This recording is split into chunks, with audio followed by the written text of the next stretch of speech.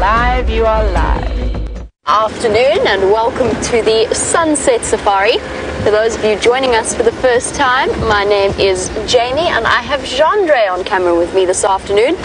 I know many of you were wishing him well with his foot injury. How's your foot, Jandre? Are you not too bad. Battling on? We've got Jandre's walking sticks with us. We've got his crutches with us in the vehicle so that if for some reason he needs to go for a stroll in the bush, he can do so on his crutches. I think more maybe from just the point of view of making his way to and from the car at the beginning and the end of drive.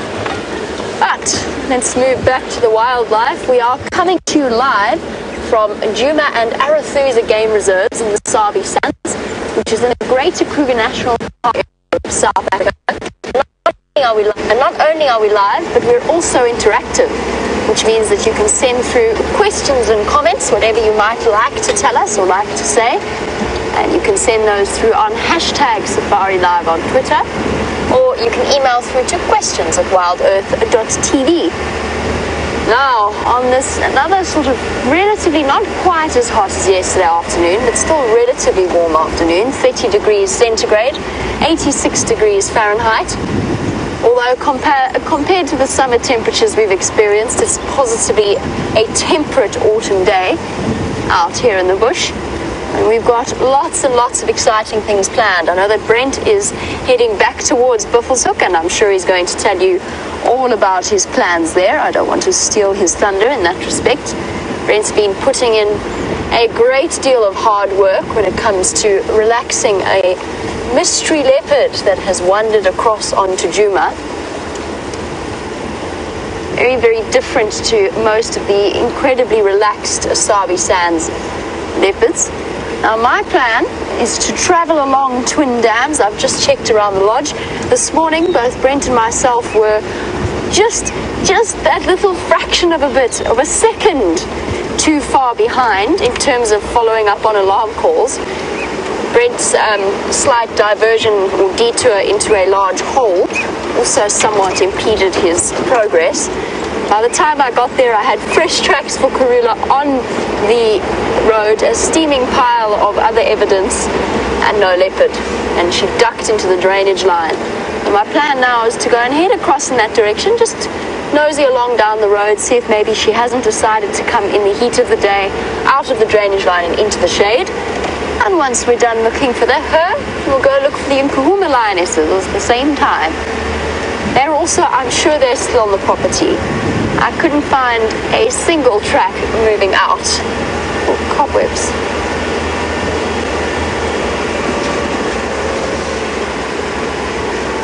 Monique in Wales, apparently just before you went live, I'm just trying to catch this spider web so it doesn't go all over the camera.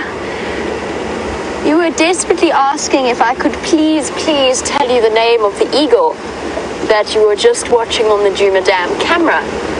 Oh. Hello. Is this him, Monique? Just checking. I think Jerry's exact quote was, I think it might be a Wahlbergs they're watching, but I'm not sure. And no, she didn't, sorry. She said, don't quote me on that. Oops, sorry, Jerry. My mistake. Now, looking at this eagle, it's not a Wahlbergs. Or if it is, a very scruffy one. It's interesting. Let me just do some thinking quickly. I feel as though I'm missing something obvious. Maybe it is a Wahlbergs and it's just a funny angle. I've never seen a Wahlbergs this grey colour before. No, it's a juvenile. Has its feet... Let me just grab my binoculars. Does it look as though its feet have got feathers?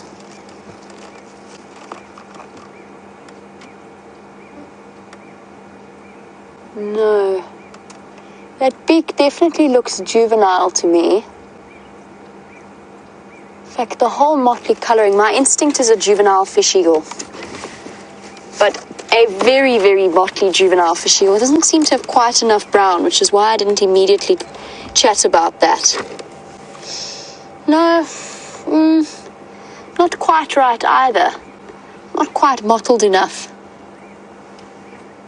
And his head does seem as though it's starting to go lighter in color. Oh no, there's that crest. Maybe it is just our pale morph warburgs looking peculiar.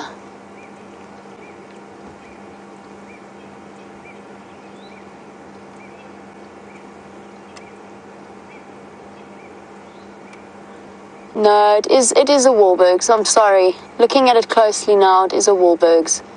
A pale morph Wahlberg's. It just looks very peculiar from. I don't think we've looked at them properly from this angle. For a juvenile fish eagle, not quite the right amount of white on it. All right, so there you go, Monique. It is the juvenile. It is the pale morph Wahlberg's eagle.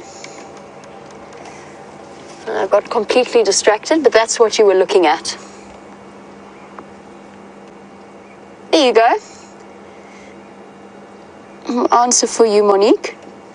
Had me a little bit fooled just because it's looking so hot and scruffy. It is panting as well. I wonder, apparently the reason I came across in this region was because there were alarm calls around the lodge earlier.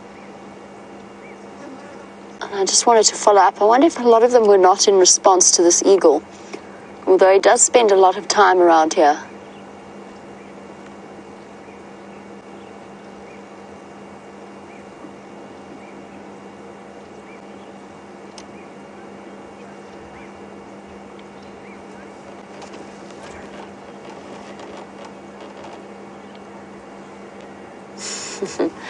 And as we move on from our lovely eagle and go off in search of some bigger predators, Yvonne has possibly suggested that perhaps the lions are going to view Gendre, or be thinking about catching Gendre.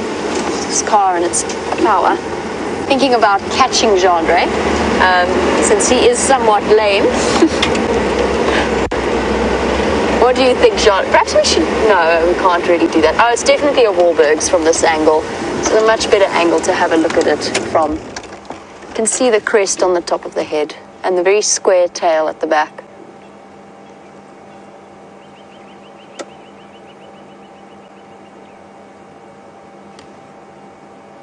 Beautiful colouring in this afternoon light.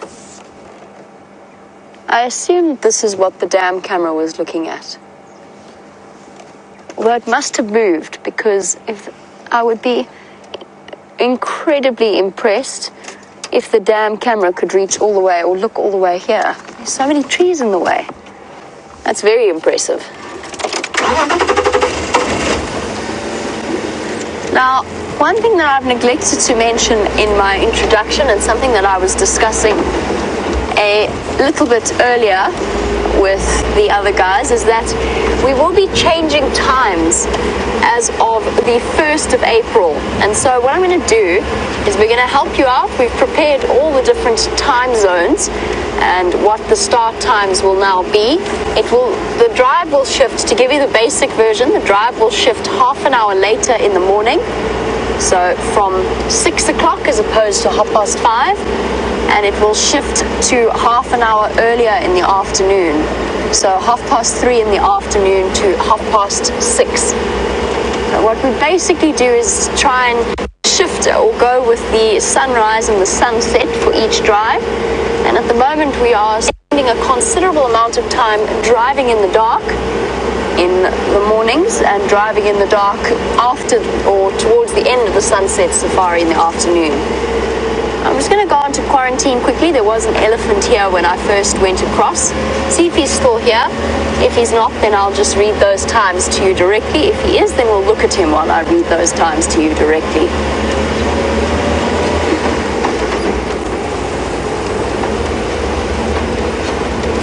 I know that things do get a little bit confusing with different time zones, which is one of the reasons why I have to read what times the start times will be from now.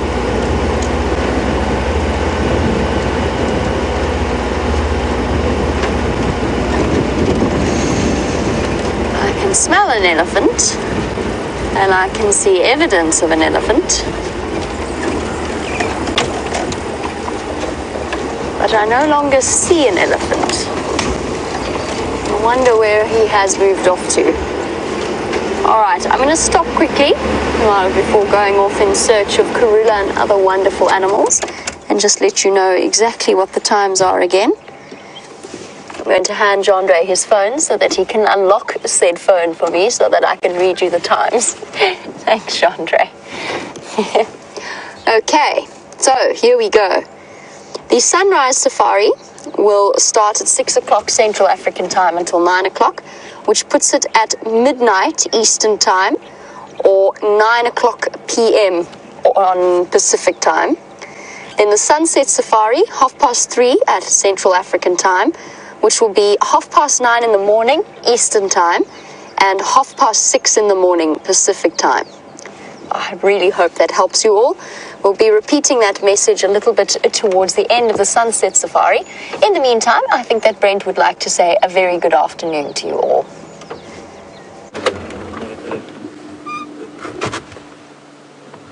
So, guys, we're here in the position of this very unrelaxed male leopard.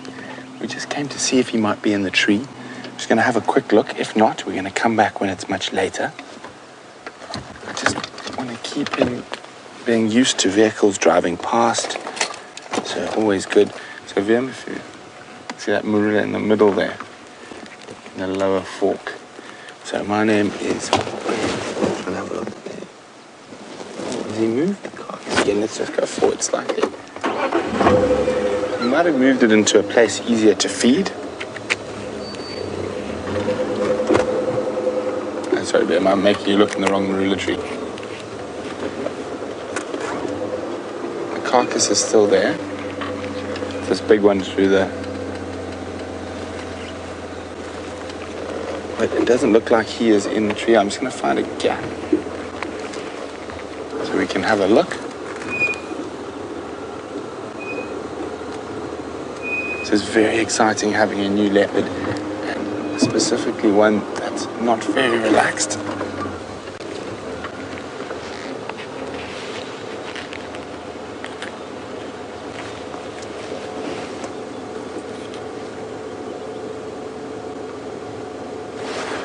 So the carcass is still there. He's not in the tree, so we're going to keep moving past just slowly, just so he gets used to the sound of cars. So it is very exciting. We'll definitely be back here a little bit later. Wait, what was that? Did I spot him?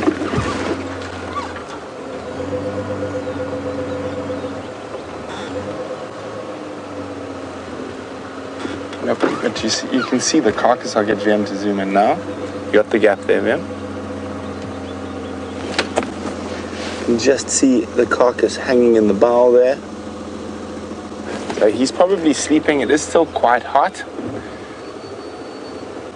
So we're going to keep sneaking past. I was hoping he might be lying in the shade a bit closer to the road, but he's not. So we're going to leave this area. And I'm Brent Leo Smith. I have VM on camera with me. And we have found a new leopard in the last couple of days. And we've been spending our time trying to habituate him to the vehicles, to stop him running away. So even though we didn't see him this time, it's just good to just drive past. I'm pretty confident we might get a nice visual after dark. So very exciting times.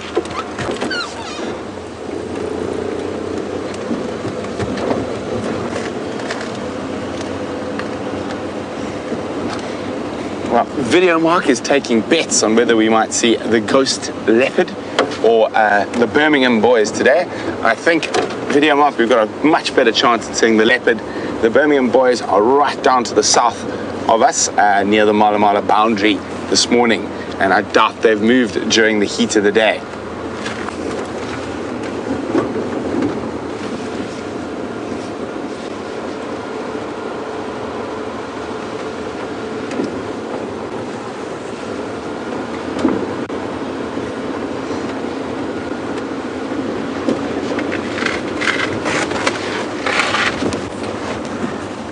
So we've been spending quite a bit of time around this area with this new leopard who's not relaxed around the vehicles. And Lenny in Pennsylvania is wondering, would this mean he's more likely to attack vehicles? Actually the opposite, Lenny. So he's more likely to run away from vehicles or people. So he's a lot more skittish, so less likely to attack than a relaxed leopard.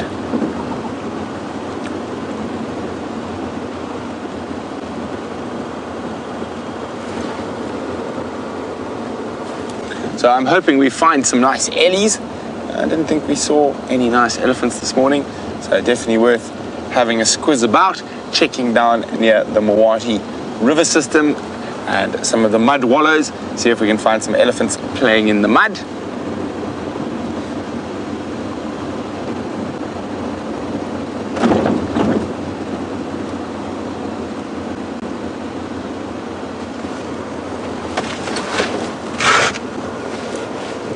So it is beautiful at the moment. We're having these incredibly clear skies and still quite hot days, but very chilly mornings. You can see not a cloud in the sky at the moment. Chilly mornings, and it's going to be interesting to see how much the temperature drops this evening. It has been dropping at night, not as visible as the mornings. It's been cool but not cold towards the end of the sunset safaris. Haven't had to put a jersey on it in the evenings just yet, but I think the time is coming.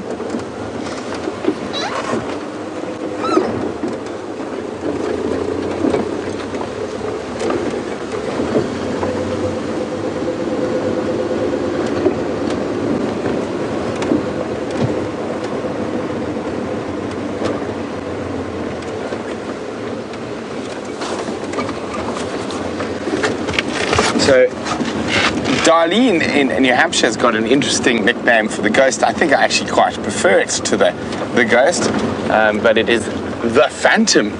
And Darlene would like to know if a vehicle came in and didn't sort of take the same precautions we're doing as we approach, would it undo all the work we've done?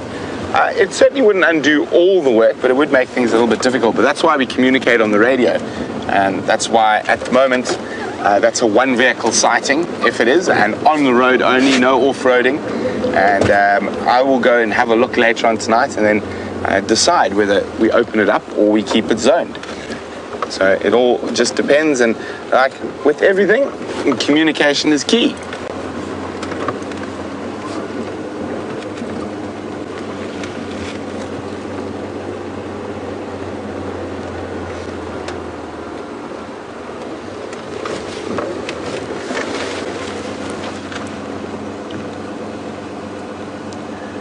Now, Jackie in Chicago is wondering, how do we name this leopard? Who gets to name him since he's not a cub? Well, Jackie, I'm not sure. We actually had a chat with Candace today, and if he hangs around, he'll probably have to hang around for a few more months before we actually decide to give him a proper name instead of a bunch of nicknames. But it'll probably be at discretion of the landowners in discussion with the person who first saw him. Now, with a leopard like this, it's difficult. I think we've all seen him, but no one's really had good views. So we'll probably just leave it up to Tax and Orbs to name him if he does stay around.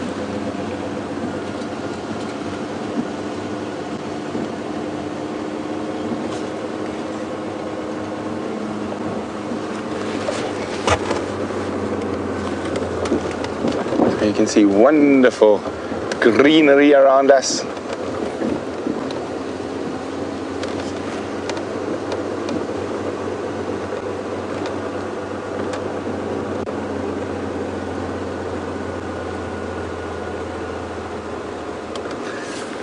So, hi, a Gork who's a new viewer, a brand new viewer, hi Gork, is wondering, do I answer questions from Twitter or email or from chat as well? Well, I'm not sure, to be 100% Gork. The questions come through to me from the wonderful ladies in Final Control. So, as far as I know, I think we might do chat. I'll wait for them to confirm with me. But definitely Twitter and email.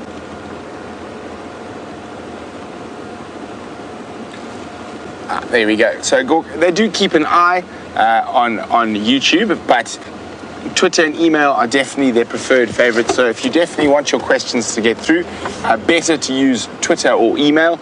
And if you're not sure, the email address is questions@wildearth.tv, or use the hashtag Safari Live on Twitter.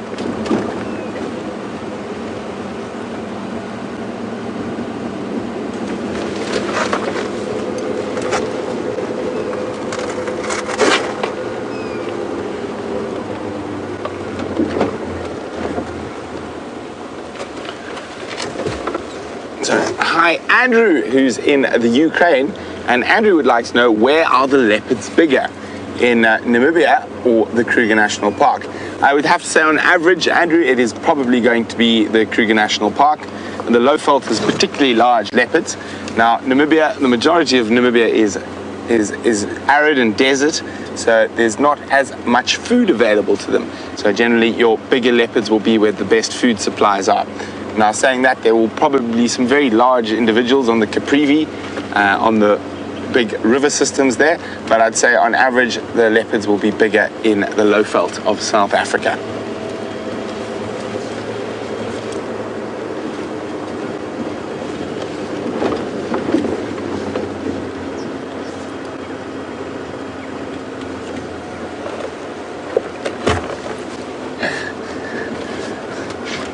John in England says he thinks I should name the leopard Brent, then it'll be Brent Leopard. Ha ha ha ha. Strangely enough, Steph said the same thing today when I was telling him about this leopard. He said you should just call it Brent.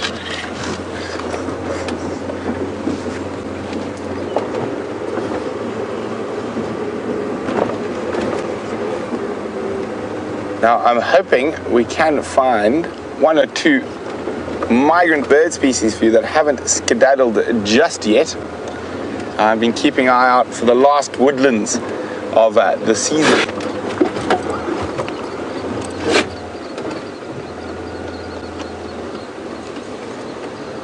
But it seems, I was like, oh, we've got a day or two, we've got time. But since then, I actually haven't seen one. Liam, have you seen a woodlands in the last 2 drives? I have. You have? This morning. Ah, this morning. But they have stopped calling. I haven't heard them calling. But we will keep our eye open. And I have been going back to check on that white-throated robin chat that we saw for the first time a few days ago. So I think maybe that's a good idea to do now. But in the meantime, Jamie has a little bundle of joy to show you. You've got the cutest little baby Inyala, and it's going to walk out straight in front of us. Let's just wait. Come on, little one. You can follow Mom. It's okay. It's okay. Here we go. Oh, that is a tiny, brand new Nyala. That little thing can't be more than a day or so. Look at that high walk. Pick your knees up. That little thing cannot be more than maybe a day or 2 old. That is so tiny. Hey, cutie. I'm glad you're going that way and not back towards where Karula is. You'd be a bite-sized snack for her. You'd be a starter. Here comes the magnificent male in hot pursuit. Such a vast difference between the males and the females. And it's so hard to imagine that that tiny little thing, depending on if it's male or female, could actually grow into a big Nyala bull of that size and stature. That's definitely made the start to my afternoon. That was so cute. There goes Mom. Baby will be quick to follow. Here you go, little one. Oh, such a tiny little thing. I'm trying to think of a good comparison to give you a good sense of scale. It could only be a couple of kilograms in weight. There's the big male, who by contrast is the size of maybe a small pony, maybe just a little bit smaller than that. Whereas that little creature, that little Nyala that just walked past, what would we say? Probably little bit larger than a fox terrier. Quite, I mean, height-wise, about that big, about 1.5 feet at its head height. So cute. That's a nice way to start. And it's walking away from where Karula's tracks went into the straight line. And already such a coordinated antelope.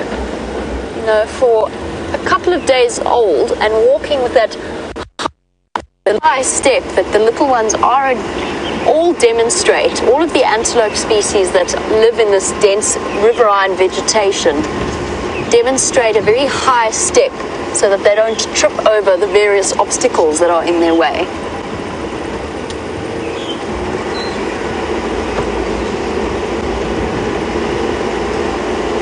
That was such a special sighting. I think that's the smallest Inyala that I've seen since I started doing or working at Djuma.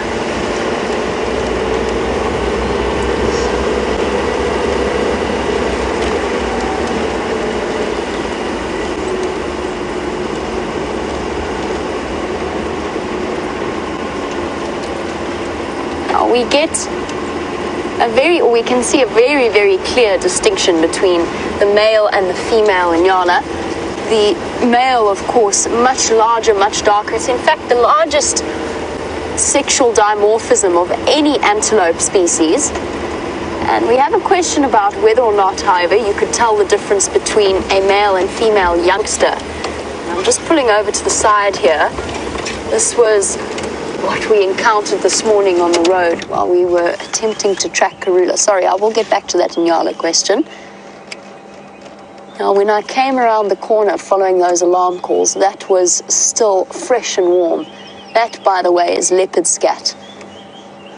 And you can see just on the right of that, where I've scraped the ground, that was my marker for the last track that I had for Karula, before she walked off into probably the most densely vegetated block that we have here. I mean, it is so thick in there. I followed the tracks on foot towards the drainage line, but in that vegetation, I could have stepped 10 meters away from her, and if she didn't move, I probably would not have seen her. You know how tricky it can be to see leopards at the best of times. Imagine trying to look for one in there. But she is in there. She is in there somewhere, and the next plan is to go through the drainage line and then up onto the road on the other side of the bank and see if we can't figure out where she went from there. Now, that little baby Inyala would have been perfect, easy prey for a leopard like Karula, who seems to prefer the smaller antelope, the duiker and the steenbok, although she has been making light work of the baby antelope at the moment. She's had a baby kudu, baby waterbuck, going for the slightly less experienced ones. But back to that Inyala quickly. Miss Lebobob, no. There is no way to tell the difference between a male and a female Inyala when it is that young. They both have both sexes have that light tan color of a young Inyala lamb, so the same color as the females, and that's because it actually acts as a better camouflage approach than that of the males. And it's only when they reach a couple of months old that they start to become slightly shaggier around the neck. There's a bit more fur, and you'll maybe start to see the tips of the horns poking through. I mean, already our baby impala from December and January have got their little horns poking through, so give it a couple of months and you would be able to tell with that Inyala. But when they're born, there's no clear difference between the males and the females.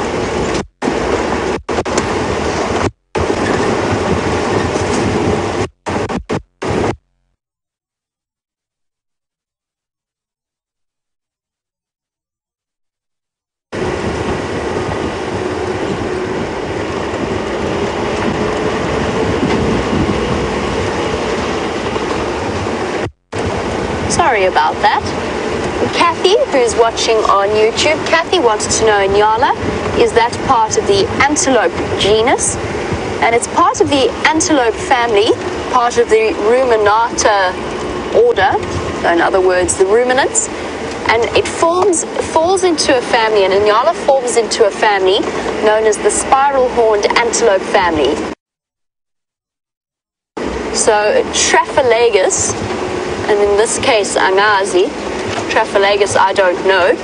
It's a long, complicated story involving somebody who was trying to classify the different animals and asked one of his local guides what they called the Inyala, and he said Angaz.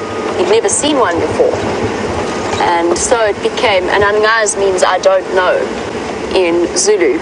And thus the Inyala became the Traphalagus spiral-horned antelope, I don't know which one, essentially,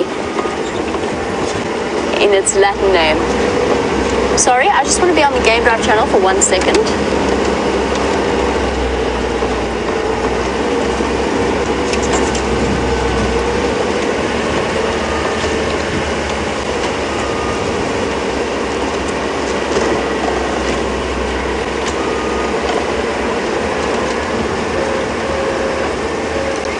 Afternoon, maybe if you could check Vulture's Nest Road, see if maybe she didn't come up on that side of the Mawati drainage.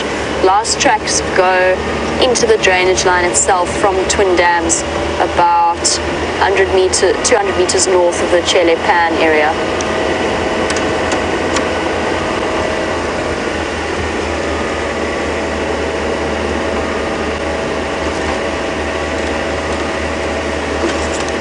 Copy that, thank you. Just giving a little bit of an update on maybe the best ways to go about searching for Karula. So the spiral-horned antelope family in this particular area includes the bushbuck, which is a slightly smaller, in my opinion, even prettier version of the Inyala, without quite so many stripes and not quite that vivid tan color.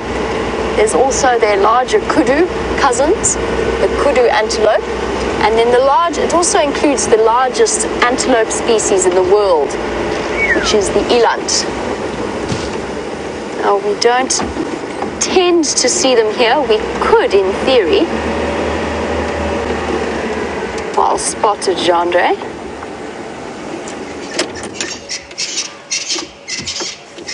A very large leopard tortoise, almost rubbed smooth, and pretending at the moment to be a rock.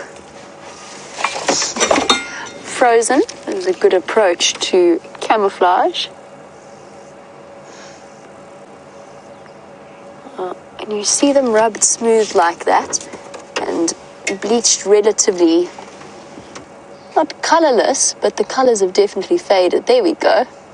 See, not a rock, definitely not a rock, although it is doing a passable impression of one. This must be a relatively old an older tortoise. Leopard tortoise can live for very long periods of time. Of course, the Galapagos tortoises, which are related to them, are famed for living well over 100 years. The leopard tortoise doesn't have quite that life expectancy, but have been recorded living up to 70 years old. If I had to hazard a guess at how old this one was, it's difficult. I would say well over 25, even older than that possibly. They're very slow growers.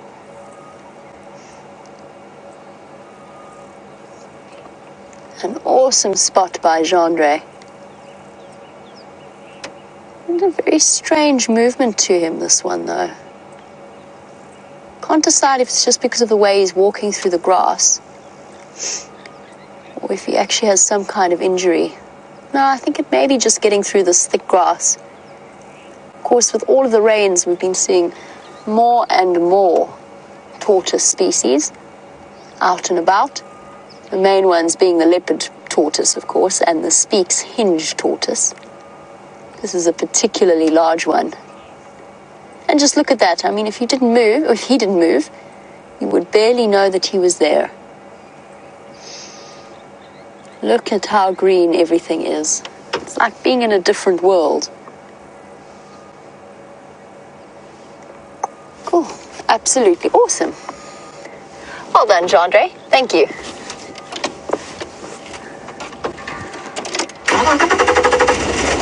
Now, Susie started watching on the 1st of March, and Susie was just saying how this place has transformed from when she started watching up until now, and it really has. It is like a different, it's been like being on a different planet almost.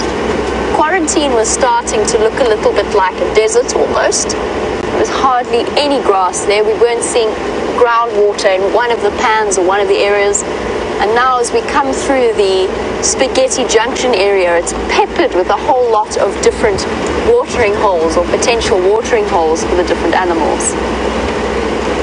And it does mean that our general game is a little bit more spread out, but it is such a wonderful sight for those of us that have been watching the animals struggle to find food. So whilst it's not going to fix the drought, it is going to go some way towards mitigating its effects.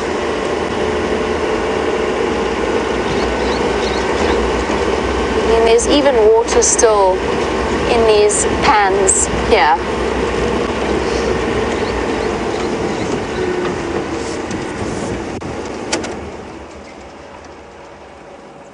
Here we go. There's lots of water here.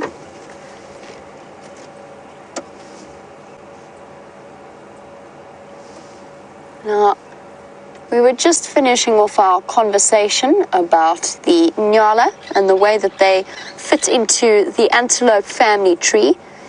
Antelope species are divided actually technically not so much into families, although that's the colloquial term that we use, but more into tribes. Now out here, Sandy, you were wondering about how many different antelope species you can see. It's something I count regularly, but keep forgetting the conclusion that I come to. So let's just do it once again, quickly. Let's do the spiral horned. Eland, I'm not going to count the eland. We could see them here. They do occur in this greater Kruger National Park area, so there's no fences between us and the eland population. But the chances of them moving down south into this area is relatively slim. So let's go with kudu, nyala, bushbuck, wildebeest, waterbuck, sable. The first sable was seen for the first time in 17 years. A sable was seen on the Djuma Dam camera. Roan will count, although it's unlikely, and Sesame will count, although it's unlikely. An impala, a steenbok, a duiker, a sharpsgrijsbok, a reedbok.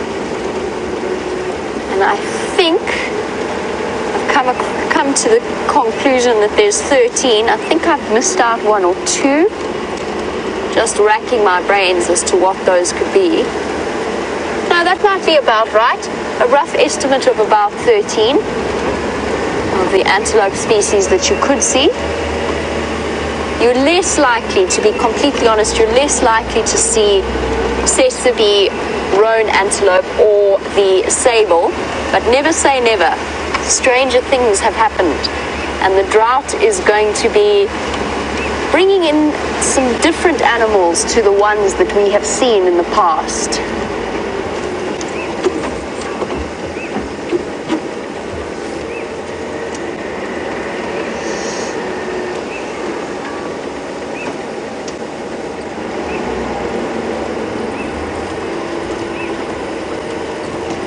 All right, let's go into the Mwati drainage line on a river cruise and see if we can't see any sign of Karula.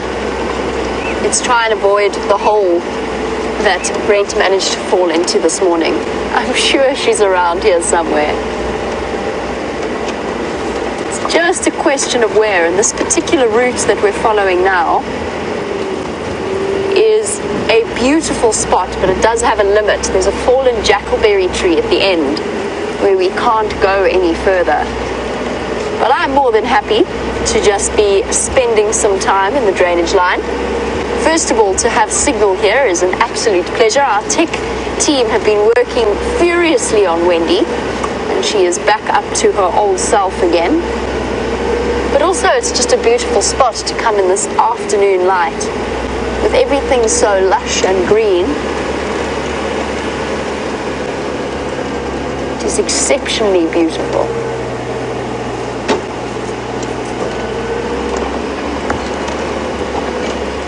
I'm going to check really, really carefully, and once I get to the end of the drainage line, then I'm going to have to turn around and return back again, quite possibly driving all the way back in reverse.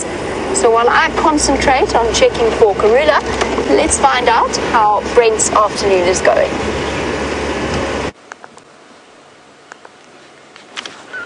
So, Fiam and I are biding our time before we can head back towards that leopard.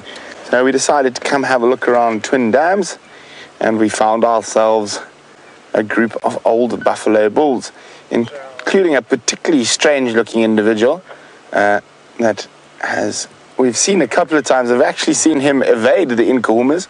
He's quite a small-bodied buffalo, but he's got a very distinctive boss.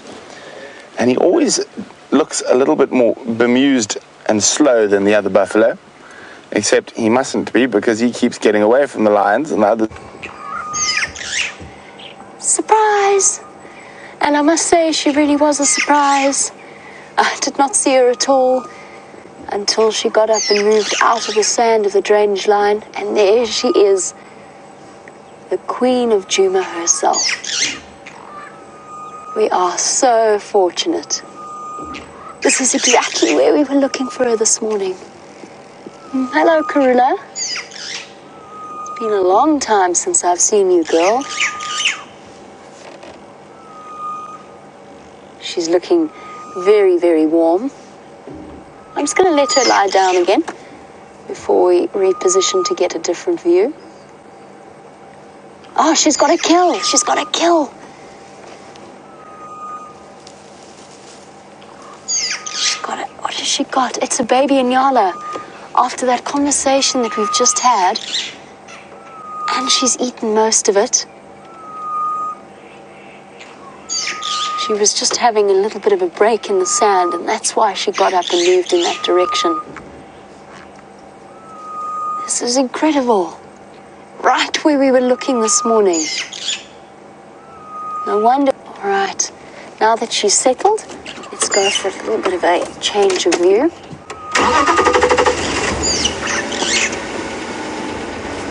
Awesome. We knew we were going to find her this afternoon. It was just a question of how.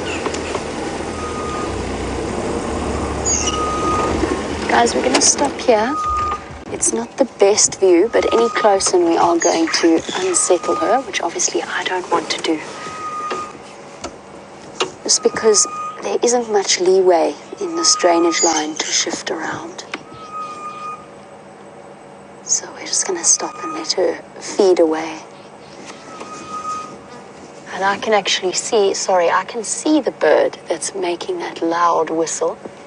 Chandra, are you going to be able to get that bird on camera? It's at the top of the tree, and it's whistling. It's caught. I can see it very clearly from my angle. I'm not sure if you can. If you follow the branch at the back. Okay. Go just below where that branch curves up, or to the left. Just under there and behind there.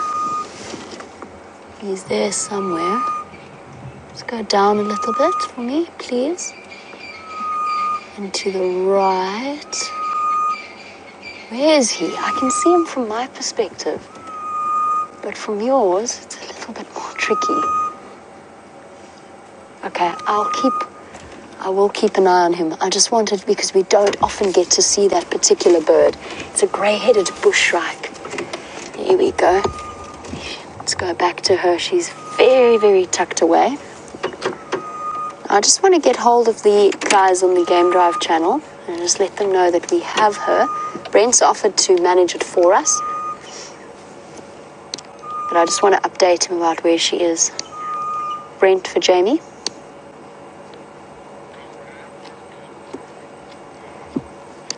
Copy that, thank you. She's right in the middle of the drainage line here, exactly where I saw you turn around this morning. Visual is, at the moment, 1 out of 5, and I think only space for 2 vehicles in here.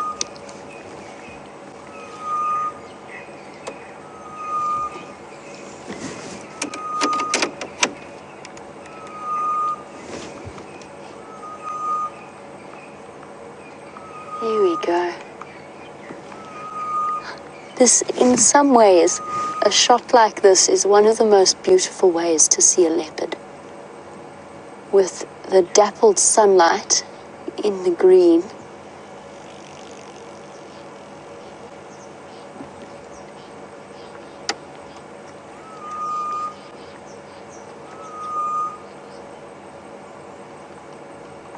This is so wonderful to see the Queen of Djuma with a very round belly, with food for herself and therefore food for her cubs as well when she returns to suckle them.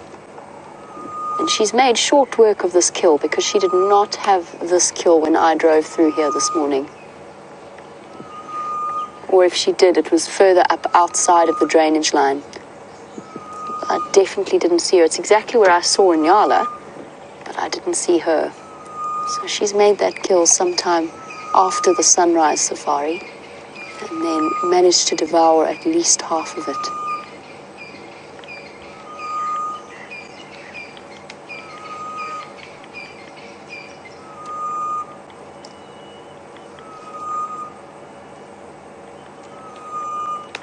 I can hear her crunching away.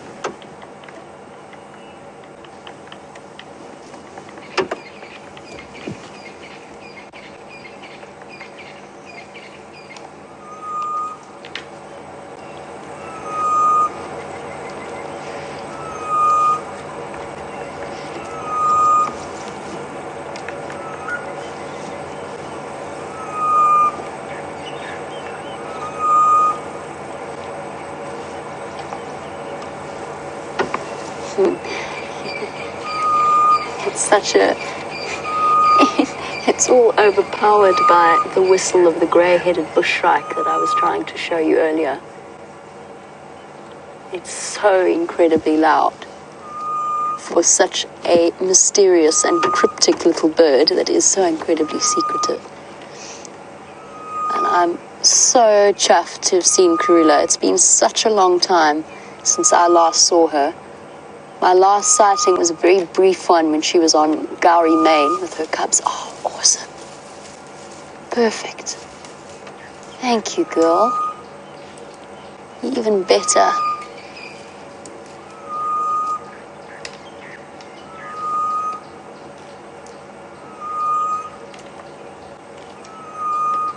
Shame.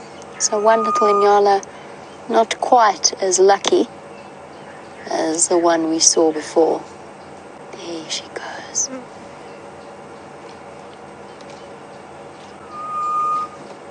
Chewing now with those large carnassial teeth and molars at the back of her jaw that have a particularly large amount of strength, very, very deep root systems, and a scissor-like cutting edge.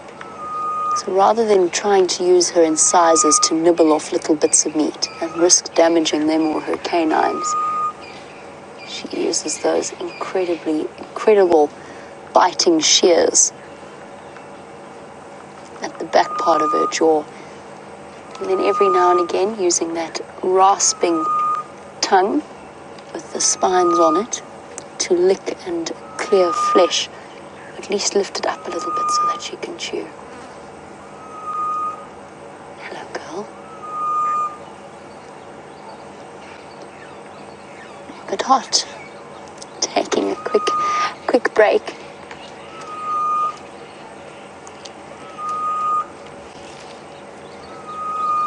Oh, Brent was just chatting to you about the presence of this male leopard, and I know he has touched on the possibility of him being a threat to her cubs, which is the way that nature works. Hopefully Karula will be lucky enough and canny enough to keep her cubs from him.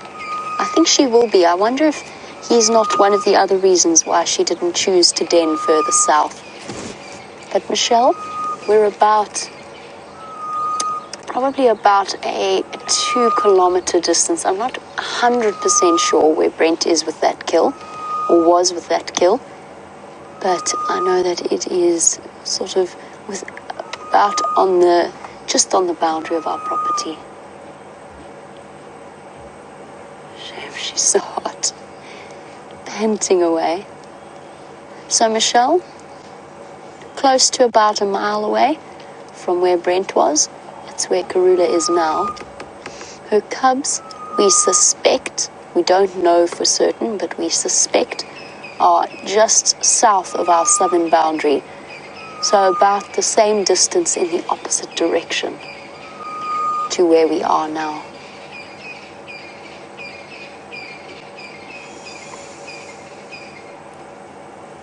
Now, I don't have any news for you in terms of where she is denning at the moment, or whether or not she has brought her cubs back onto Djuma. We thought initially that because of the way that she was behaving, the way that she was crossing backwards and forwards across Gowrie Main, that possibly she might have, I can't get over how loud that bird is, she might have moved her cubs into a drainage line on the southern section of Djuma. That being said, I think we've since discounted that. There's no tracks of her going backwards and forwards in there. Even, we haven't gone deliberately to investigate, but even on the roads around that area, we haven't seen any tracks. The only tracks move backwards and forwards from Gowrie Main. So she's probably still denning on Little Gowrie. Beyond that, there was a very brief sighting of them about a week ago, I think, or maybe a couple of days ago, in one of the Elephant Plains guides. We haven't seen them. We haven't specifically gone looking for them. And at some point, if she is obliging and if she does get up and move, we'll be able to see if there's fresh suckle marks. And I think her movements from now will be vital in determining exactly where exactly she's got those cubs hidden. Ooh, that was a yucky mouthful. Okay, girl.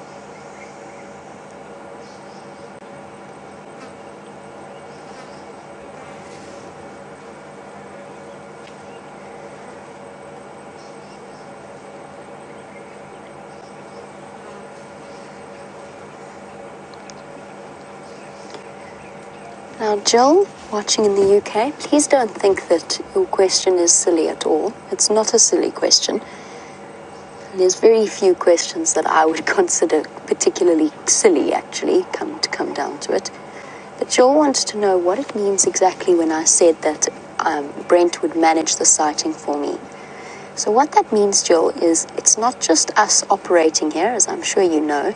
There are other lodges and there are other vehicles driving guests around that would love to come and share in this experience.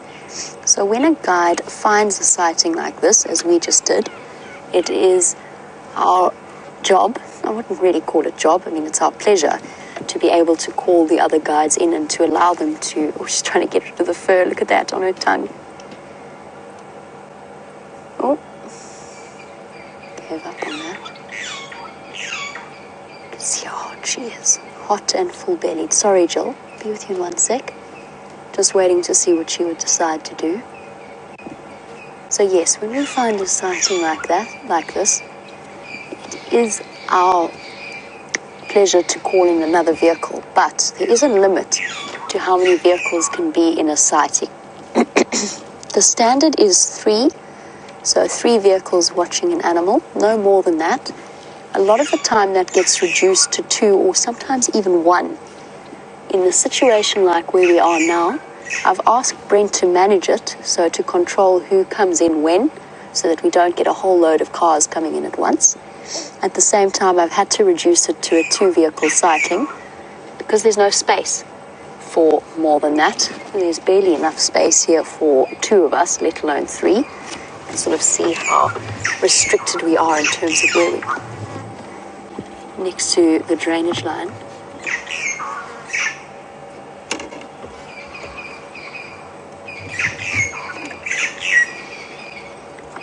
Just give me 1 second. And I'm just thinking a little bit about backing up a bit so that another vehicle can come and join us.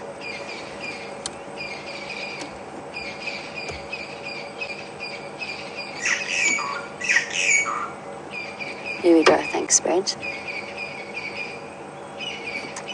So yes, basically it's people asking for directions, people asking when they can come and join you, people asking, etc., for any kind of updates on the sighting. And for us to present and to watch the animal and to control the sighting can occasionally get tricky, especially whilst we're listening through one earpiece to both the Game Drive channel and your questions.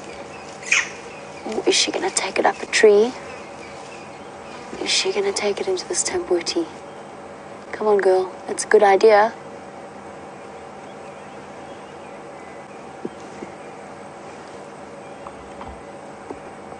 There you go, Diana. You were wondering if she was going to hoist it into the tree. I'm hoping she does. Come on, girl. It's just, I just want to wait for a moment to see what she decides to do. I know that she's hidden through the bushes, but the only available path takes me quite close to where she wants to go. So I just want to see which way she wants to move. She is looking up into the tree, and that tambuti would be a perfect spot for her to hide a kill like this.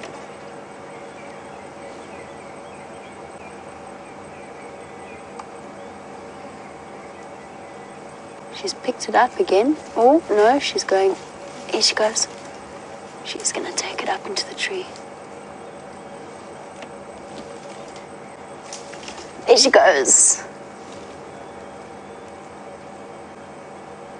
Awesome. Yay, that's exactly what we want to see, so that she doesn't run the risk of losing it to any raging lions or hyenas. Well done, Karula. She's just trying to find a good spot to put it. Keeps wanting to fall down. You don't think about how much skill and coordination and strength something like that takes for a leopard.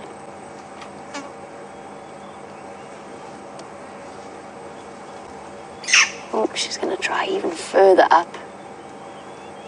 And that's perfect because it does give us a better position from which to view the sighting.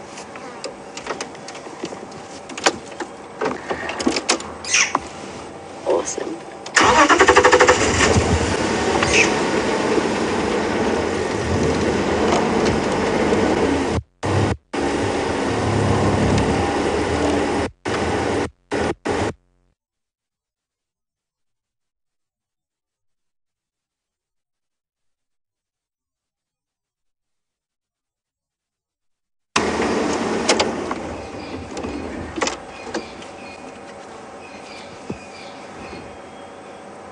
So, Robert, you were wondering, as she makes her descent, and I think she's trying to find a nice, comfortable spot to go lie down. You were wondering, is there a point at which that kill will go past its prime and make her ill from eating it? And the answer is, I've seen leopards scavenge 5-day-old carcasses that are green and streaming with maggots.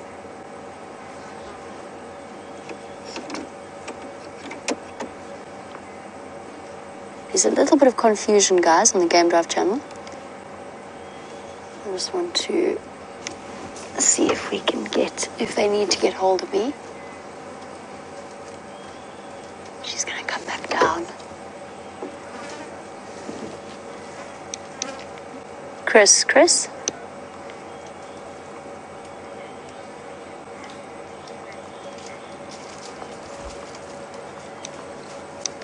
Stand by one, Chris, sorry.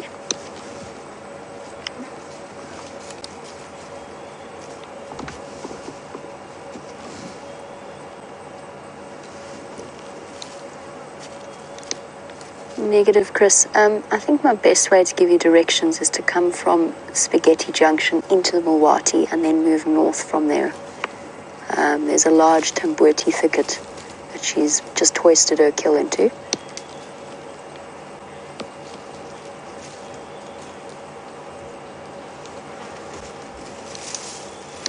Copy that, no problem.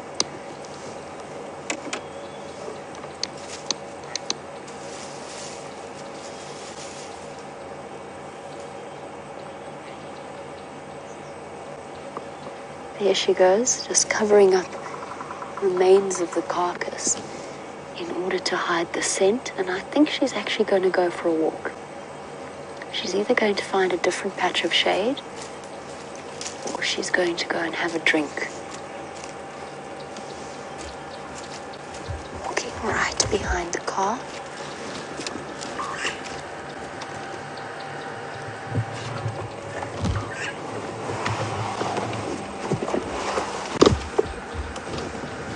There she goes. Is she going to lie down in that patch? That's where I first found her.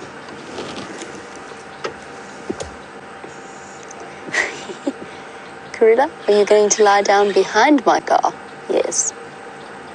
Good girl.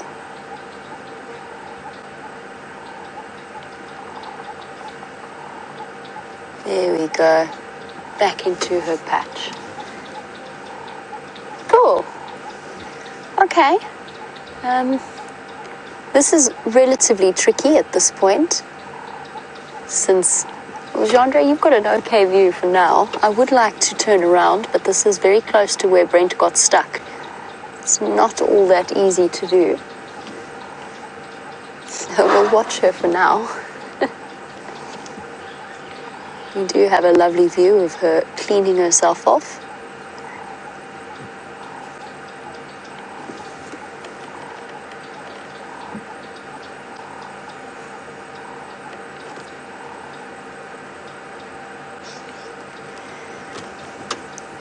Joan in Washington, looking at this beautiful view that we have of her coat and those incredible rosettes that are so typical of a leopard in this area. You were just wondering, because you've read that leopards' rosettes are square in the south and round in the east, and you were wondering if that were the case. And to be completely honest, it's not something I've ever heard. I hadn't read about that. Yes, there will definitely be color differences and physical differences in the appearance of leopards in different areas. Some are genetically larger, some genetically smaller. It makes sense that the spot patterns would be slightly different. I hadn't realized that there was a square versus round comparison. Although looking at her rosettes from the angle that we are, I can sort of see maybe you could describe them as a square. But honestly, that is not an article or information that I had encountered just yet. Look at her having such a good clean after her kill. Meticulous animals, leopards.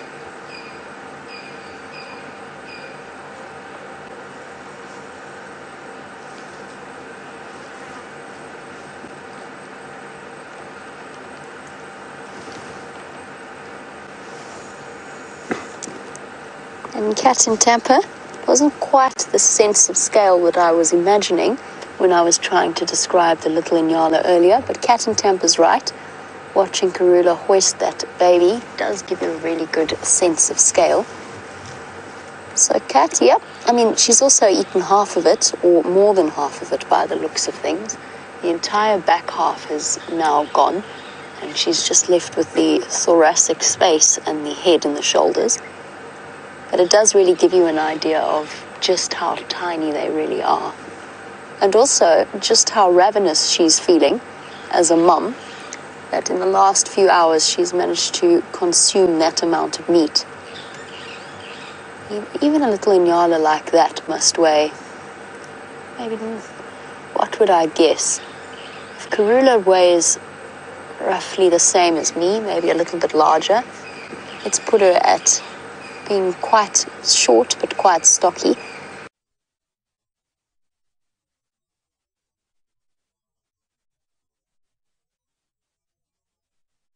50-odd kilograms, so 100 pounds, or just over 100 pounds. An Inyala like that probably weighs just under 20, maybe 15, so 35 to 40 pounds. So that is about a third of her weight that she has managed to consume half of. So she's eaten a sixth of her body weight in the last few hours, if you followed my maths there. Which is very impressive. I don't think I could manage that. I've made jolly good attempts at times. Oh, flies bugging her.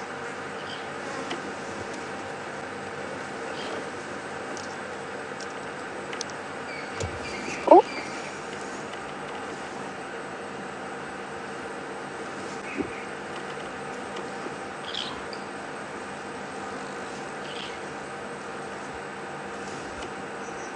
I think she's just going to find a, there we go, a nice patch to lie down there. Bear with me 1 second, I just want to listen to how close the other vehicle is.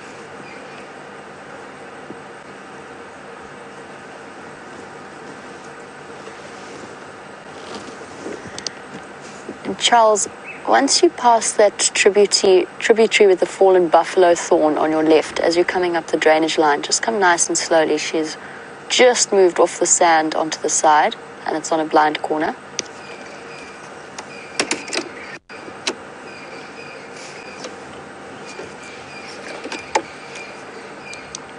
Once you've passed that tributary on your left, I've got your audio. Once you've passed that tributary on your left with the large buffalo thorn, just come quite slowly. She's very close to the drainage line itself, and it's quite a blind corner. She's hidden behind a bush, although you should see me first.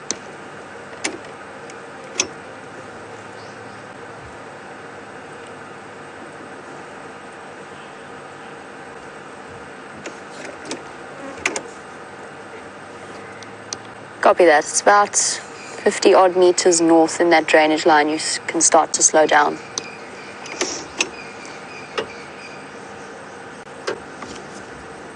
All right, let's just see if we can maybe turn around. Might make life a little bit easier, particularly if she does decide to get up and move off, although I don't think she's going to. I think she's going to rest quite happily in the shade. It could get interesting. The sand's quite thick and it is quite churned up ahead of me, but it's the only spot really to turn around.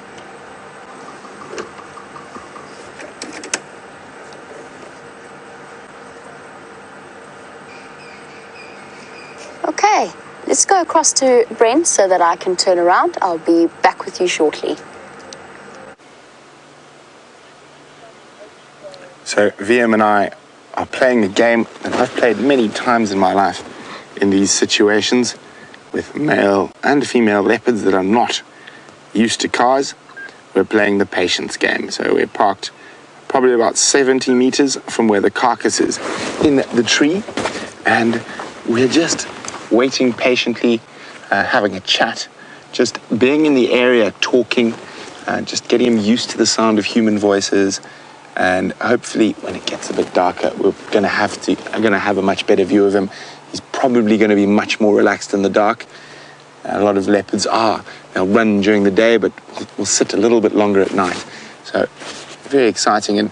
And as exciting as it is to be with a new leopard, it does take an awful lot of patience and quite a lot of sitting still for long periods of time to habituate them. But it is such a rewarding experience if we win through with that. But isn't that amazing? Jamie's got Karula with a kill, and almost exactly where I got stuck this morning. Very interesting.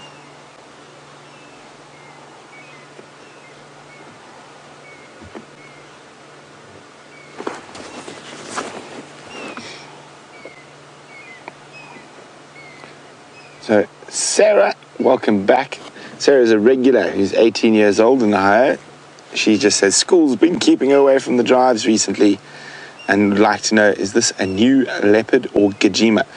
Very difficult to say. I've never seen Yors's photographs of what the leopard he calls Djuma yet.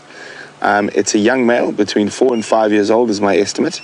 So more than likely he's come in from the Kruger National Park. And that particular area of the Kruger doesn't have any commercial operations or game drive roads or tourist roads near there. So we're probably looking at that. It could be the one they call Djuma. I have seen another unrelaxed male, but who's much bigger than this guy. So difficult to say, but who knows? But it is really exciting, and it is, hopefully we'll get a good view of him later. And then if we do, I can compare some photographs with yours to check spot patterns.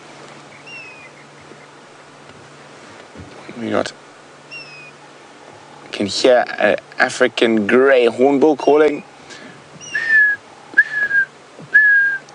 One of my favourite calls, up on the crests. Let's see if I can spot him. There he is, see him there? Top of that little marula on the right hand side. A little bit to the right. Oh, he was top of that marula on the right hand side.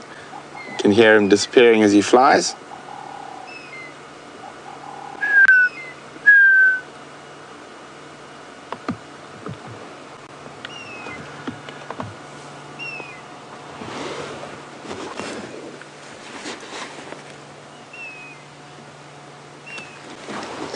Now, this is a very good question from Diana.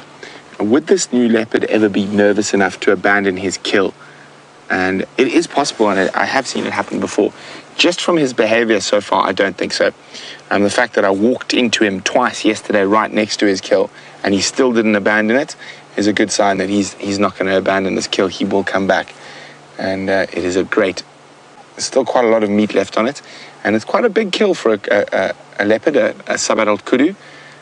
Probably smaller than a sub-adult, but a young kudu. So a lot of meat and not worth wasting. So he actually stored the kill just behind where we're sitting now yesterday. And then as it got dark last night, he moved it off into that tree. And I have been checking with my binoculars just under the tree and in the shadows there, seeing if we catch a glint of a ear flick or a tail swish. But it doesn't look like he's been up to feed during the day today. It has been quite hot, so that's probably why. So I think he will definitely be quite hungry by the time night time comes. He could also have meandered off for a drink, but we will be here, and if anything happens, we will jump back across.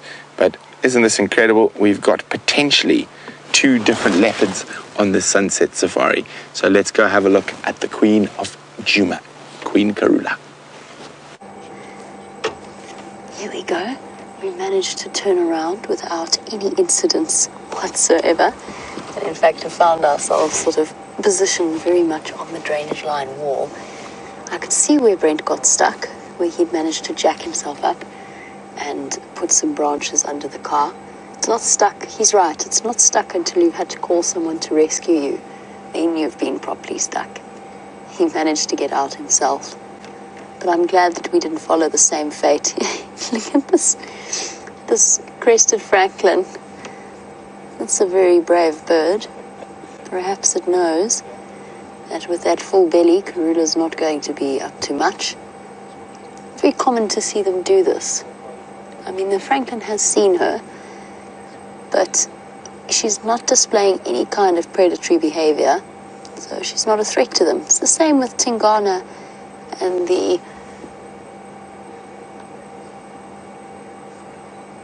guinea fowl. Marilyn, now that we've repositioned, Marilyn was wondering if our grey-headed bush shrike is still there. I'm really sorry, Marilyn. It flew away as we turned around. Oops. She just looked at them and they got her fright.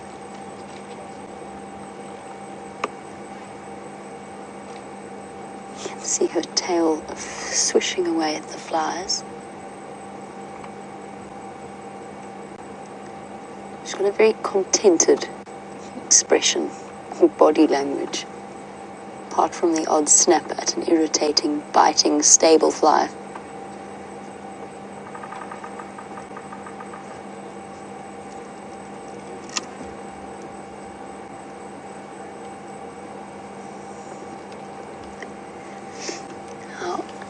Robert is a new viewer watching in Edinburgh, Scotland, close to where my brother's just come home from school. Robert was wondering how long we've known this leopard because she seems so comfortable in our presence. Robert, I've known her since I first arrived here personally, about 8 months ago. I've known of her for a lot longer than that, and a lot of our viewers have been watching this particular leopard for a vast majority of her lifespan, actually. Now, she's 12 years old at the moment. She's been watched and observed from birth right up until now. Her mother, the safari female, was quite well known as well, and this was the sort of the heartland of her territory. And Karula then took over this portion of her mom's territory, as female leopards do. They tend not to disperse as far away from their mothers as the males do, which makes sense. It's almost like a feudal system where she's carved, the mother carves out the spaces for her daughters. And Karula's done exactly the same thing for her daughters, Shadow and Tundi, both of whom have territories on the border of hers. Shadow to the west and Tundi to the south.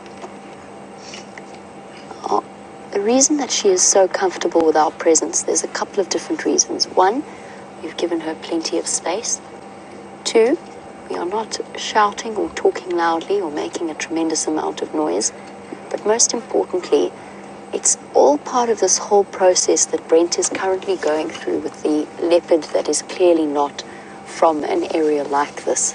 That nervous phantom leopard clearly hasn't become used to cars in the same way that the amount of work and effort that has gone into habituating these animals to the presence of safari vehicles.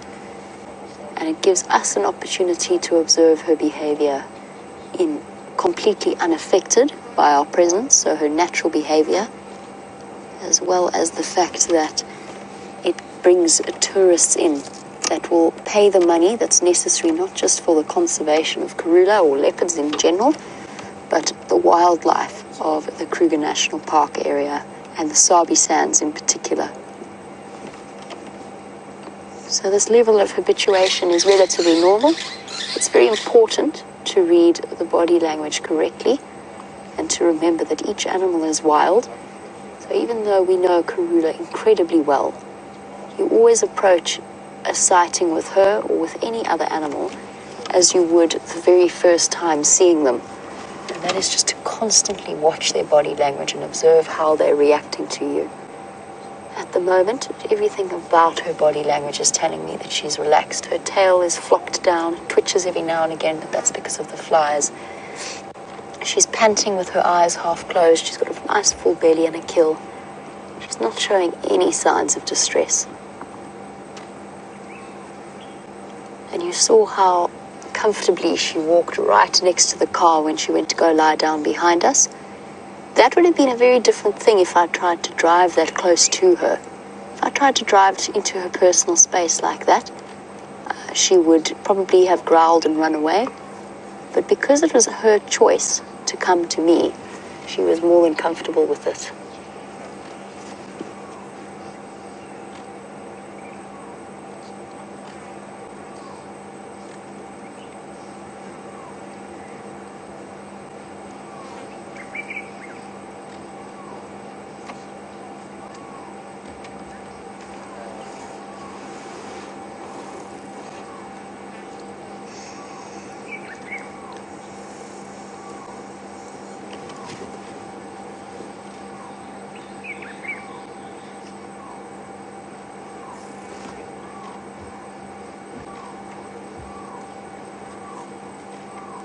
Hear the barred owlet calling off in the distance, and this is such a perfect setting for a sighting like this. And Marjorie, who is a 95-year-old viewer in Yorkshire in the UK, has sprained her ankle, so she can't get out too much, but this is one of the reasons why she is absolutely loving the safari that she can experience here. Marjorie, welcome. I really am glad that this provides you with an opportunity to entertain yourself, and I hope that your ankle heals up so you'll be out and about soon. It reminds Marjorie of her trip to Kruger 30 years ago. That's incredible, Marjorie. That is really wonderful, and I'm so glad that we are able to bring you this opportunity.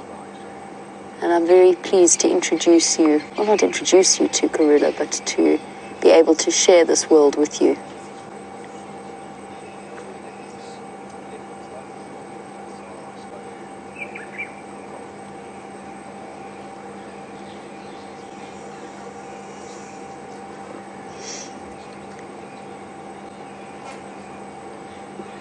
We've had a couple of close photos of Karula over the last few weeks, and I've seen a lot of photos that have gone up. Particularly the one that I'm thinking of is the one that was taken as they were driving past her on Gowrie Main, not us. Another vehicle with some guests. And, oh, there's an Inyala in the back.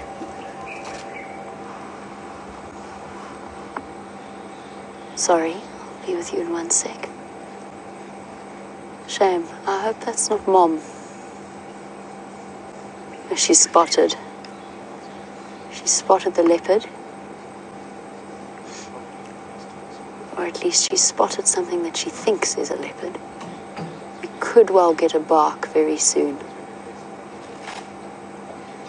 But because Karula's not showing any predatory signs of behavior, she's not slinking through the grasses, that Nyala might decide to walk on. There she goes. She's just going to walk past. I have no reason for saying that it's probably the mother. I really honestly don't. She just looked like she walked into the drainage line searching for something. Might just have been because she's being extra cautious.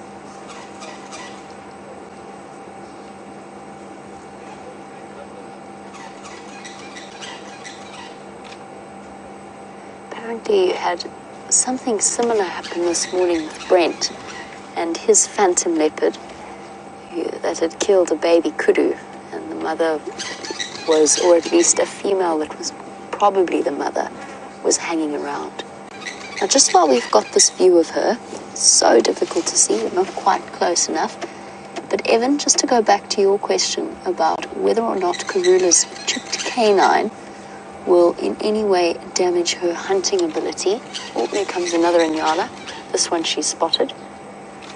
So maybe not the mother, maybe just a hapless group that's wandered through. They've all stopped to look at her, but they haven't done anything about it. And I think that's just because she's not presenting them with any kind of threat.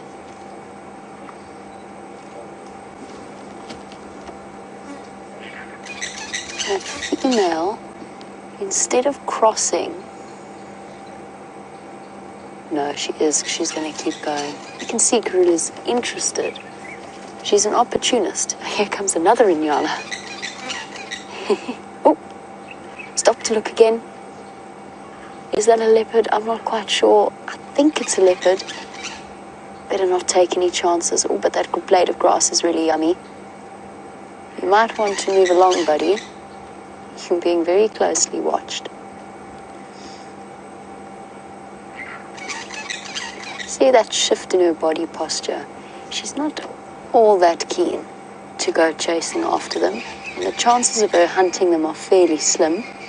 But like any predator out here, just like Tingana the other day with his full round belly, she's an opportunist.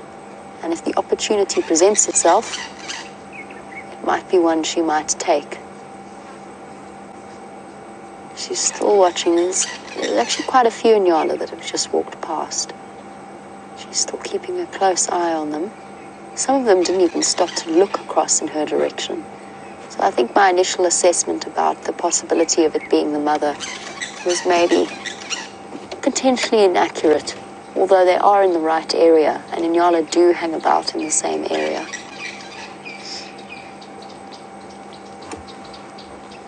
Okay, let's try that question again. Sorry, I keep getting interrupted whilst trying to talk about her chipped canine that she has. She's an older leopard. They chip their teeth. It's nothing too serious. From what I can see where it is, it's not even a terribly big chip. It's just the tip that's come off. It might be more unpleasant for her if it were a little bit further up towards, possibly further towards the root system and the nervous system that is in the tooth itself. So that might have caused her additional discomfort and maybe made way for an infection or an abscess, which would definitely have caused her pain and eventually for that tooth to fall out. But I think that chip, from where it is, it's not going to do anything, damage her health in any way, or in fact make her canines less effective. There was a case of a leopard that was injured in some way. I'm trying to remember the story. This leopard was injured and hanging out around a camp. And And because it was such a clever leopard, they were really struggling to dart it. And so eventually they put down a cage that caught him. It was a story that I heard years ago. And this leopard, because it was so frantic and scared within this wire mesh cage, actually pulled out both sets of canine teeth. So when they arrived the next morning and sedated it, it had already done severe damage, and it was decided that that combined with its injury meant that it couldn't be released into the wild. But what they did for that leopard was in the Hoedspruit area. I can't remember precise details, but what they did for that leopard was they ended up giving that leopard false teeth, false canine teeth that were made of titanium, if I remember correctly, just as an attempt to see if it could be done, and it was done.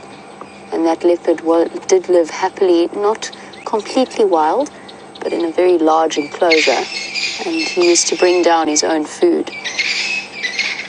A happy end to what could have been a very sad story.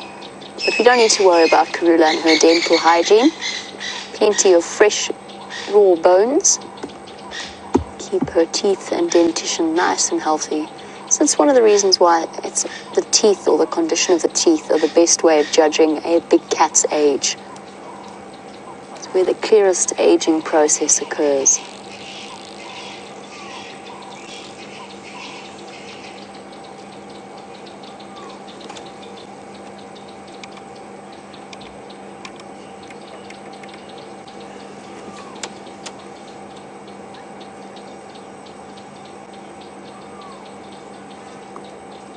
So, watching a predator like Karula hunt, you get to see the voracious power and speed of that hunter, and the way that she uses her claws to grab onto a prey item or prey animal and hold it.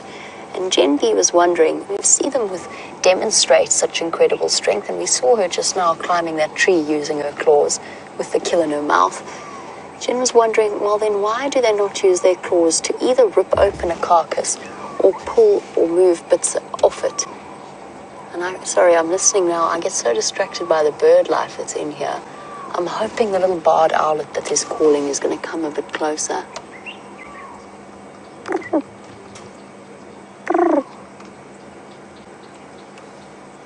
And hopefully that grey-headed bushshrike comes back as well. Sorry, Jen. Back to Karula's claws and the way that she uses them.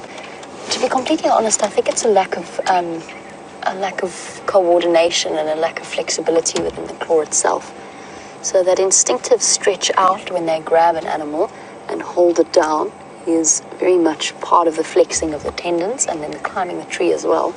But I'm not sure exactly how much voluntary control they have over it. And that combined with the fact that the claw can't really move from side to side, although the paw can, but it'd be a very sort of difficult to coordinate business. And that's just not how they're adapted to work. They use their teeth to do it. And rather than get a whole load of, or a buildup of blood and meat in the claw sheaths themselves, because of course the claws are hidden in cartilage sheaths on her paw. So rather than risking adding a whole bunch of the kill to that, they don't use them for it. But I think it's more just the fact that their teeth work better than their claws do, because claws do get dirty every now and again, so that can't be the sole explanation for why they don't do it. I just don't think they're coordinated enough, to be honest, and to just slow the process down. It's much easier to just use the mouth and swallow directly, and that's maybe another good reason. You don't want to waste time with a knife and fork, so to speak, when you can eat directly from the plate, which is essentially what she does, rather than using her claws as a knife and fork to cut things up first and then to bite them. She just bites away.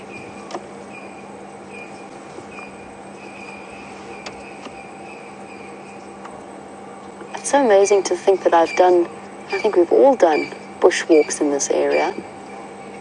This part of the drainage line is one of my favorites. And here we are sitting with, and now forever after I will associate this particular spot with Karula, and how she kept us guessing this morning but came through in the afternoon.